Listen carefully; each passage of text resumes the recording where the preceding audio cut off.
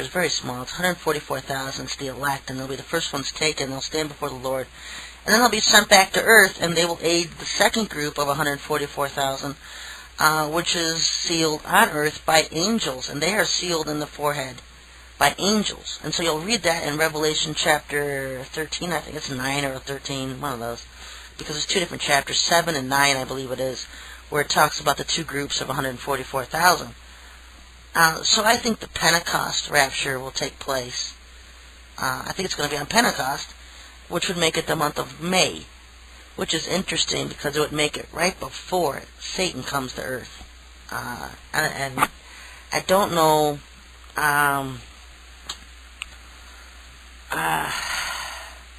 I think he is still going to arrive in September. Now, Maitreya, he's scheduled to arrive in March during, Passover. But his dominant months are also May, June, and July for Maitreya to arrive. And then we have, I believe, a second rapture of the bride, the second group of 144,000. I believe that when the two witnesses are killed and they rise to earth, that the second group will go with them. And that would be October, the Festival of Ingathering, I believe. And so in between that, we have the Day of Atonement, we have the Festival of Tabernacles, the Feast of Trumpets.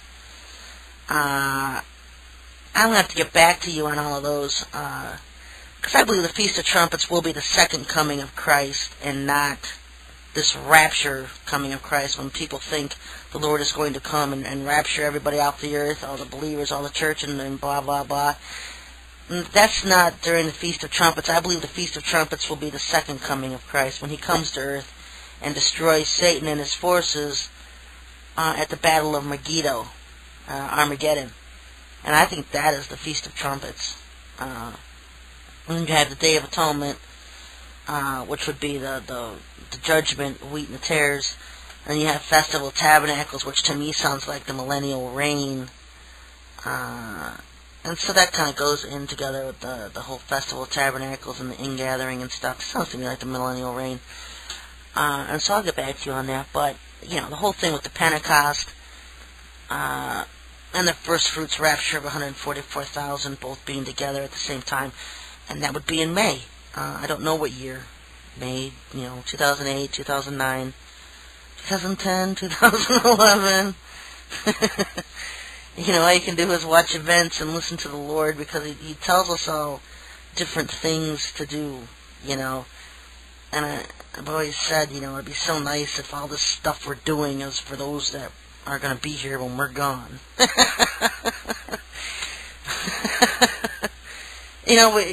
People get caught up in that because, the Lord tells you to do this and do that and stock up on this and stock up on that and store it away and do this and do that. The outcome is not up to us, folks. He may be telling you to do something. You're rewarded and blessed for doing as he says. You're the one who's going to be rewarded and blessed for doing what he says. The outcome isn't up to you. Whether you ever use that personally yourself or not, that's not up to you, and it's not based on any kind of reward. What's rewarded is the fact that you're being obedient to the Lord and you're doing what he asks. You may be doing something that sounds totally crazy and seems silly to you, something you'd never use or need, but it means a lot down the road, because the Lord can look ahead and knows what's going to come in the future and who's going to need that and whatever. If not you, somebody else that's going to get it in their hands when they need it. We seem to forget we are the elect. We are incarnated beings here on earth. We were angels in the past. And so we're doing things that angels would do. When the Lord asks, when people pray to the Lord for help, he sends his angels. And so there's just a whole big realm of different ways to look at things, folks. It's not just a closed box. When most of you wake up and realize, why do this earth just does not feel like my home. I'm just alienated. I've always been the black sheep. That's why. Because you are different. You're an incarnated being here on earth. You had a specific purpose here on earth at the end days. And I'll tell you, the 144,000 It has various different factions within it. They all don't work together as a 144. I know I've got my Oregon group, and I just called ourselves the Faction 4 of the 144 because certainly know there's not 144,000 of us out there fighting Satan's kingdom with Oregon. There's a handful of us. But we're spread around the world, and everybody's standing up and doing as the Lord asked them. And if they do that and they get their area covered, then we're being the warriors that we're supposed to be, doing what we're supposed to be doing right now, during this time, before the door is shut, and we can no longer do this. Now, I do know that when Satan comes to earth, he will ban the making of Oregon. And, and so that ought to raise some eyebrows to people, because it's not his Oregon he's worried about. He's ticked as heck as the Oregon we're making, the elect, the Lord's people are making. And I have the directions on my website at OregonBlasters.com where you can learn how to make it.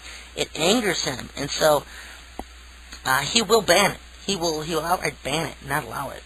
So I don't know how he's going to do that, but I guess just watch the post offices and spying that they all do so well. Anyway, I have things disappear through the post office all the time, and it's just aggravating.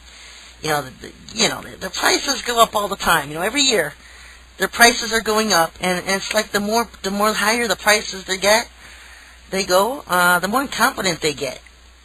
It's just, I've had such a run-in, such a time, with the post office. It's like, sure, keep charging more and more and more money for more incompetent service.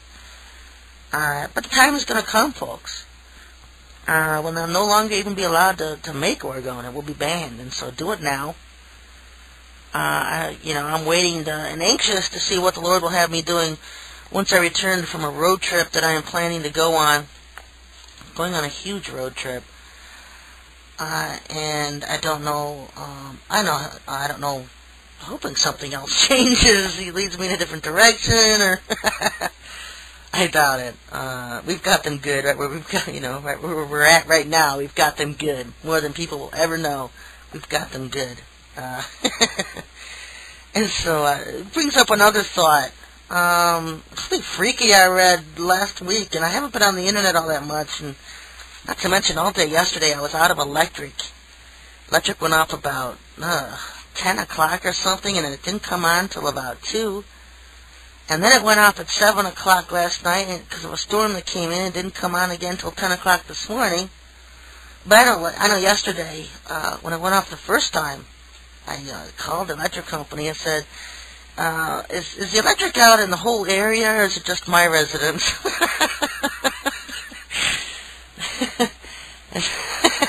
I still don't know about that one, but she said they'd have somebody out at a certain time, and the electric came on 15 minutes before that time, so... But that, later, a huge storm came in for like 5 minutes. And this is like just a real short storm, but I've never seen anything like this in my entire life, and I was the only one home at the time.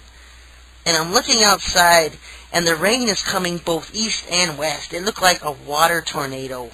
That's what it looked like. It was just coming from both directions, east and west. I've never seen a storm like that. And so I'm thinking, should I run to the basement? It's like, nah, I'll just sit here and watch it. So I sat in the house, and the hail. The sun's out, and it's like 75, 80 degrees, and there's hail. Oh, it's one of these storms. And so I'm thinking, well, is this a harp storm? What is this? Because, it's thundering, it's lightning.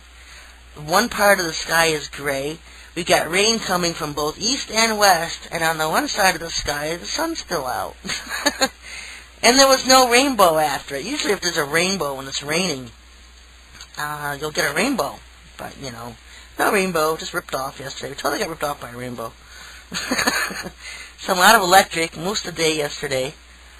The yard was a mess with leaves and limbs and all kinds of stuff. And so that was just my interesting day yesterday. On a day I was going to get laundry done and get Oregon done, and I got nothing done. It's just, the Lord's been harping on me to be